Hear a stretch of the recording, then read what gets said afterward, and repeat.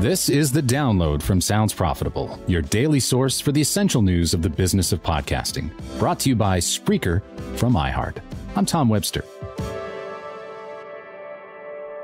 Live from Podcast Movement in Denver, here's what you need to know for today, Tuesday, August 22nd.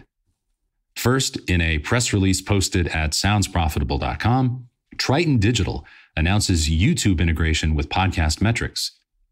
The new integration adds YouTube views of podcast episodes into the Triton Podcast Metrics dashboard, allowing publishers to keep track of both podcast downloads and YouTube performance all in one place.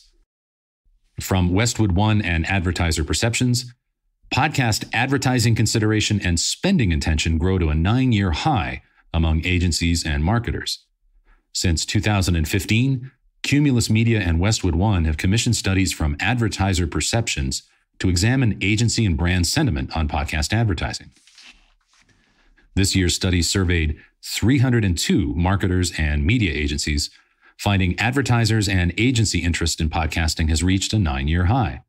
77% have discussed podcast advertising for potential media investment. 62% would consider advertising on podcast in the next 6 months, and 58% currently advertise in podcasts. Here's a PodPod exclusive. Nearly 90% of comedy podcast listeners have a parasocial relationship with their hosts.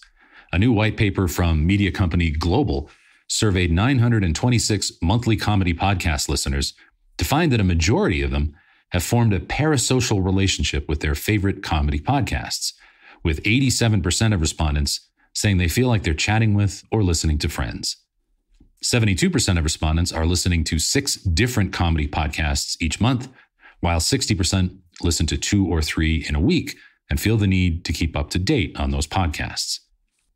And finally, stepping into Barbie's heels is a branded content renaissance coming. And this is from Sam Anderson.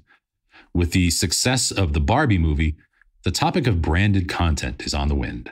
The Drum assembled a panel of 6 marketing experts to give their predictions on what impact the success of Mattel's newest branded venture will have on the landscape of branded content. Unsurprisingly, the panel does not see the tide of branded content receding anytime soon. Given the continued success of branded podcasts, it's likely that the branded content renaissance will reach the world of audio.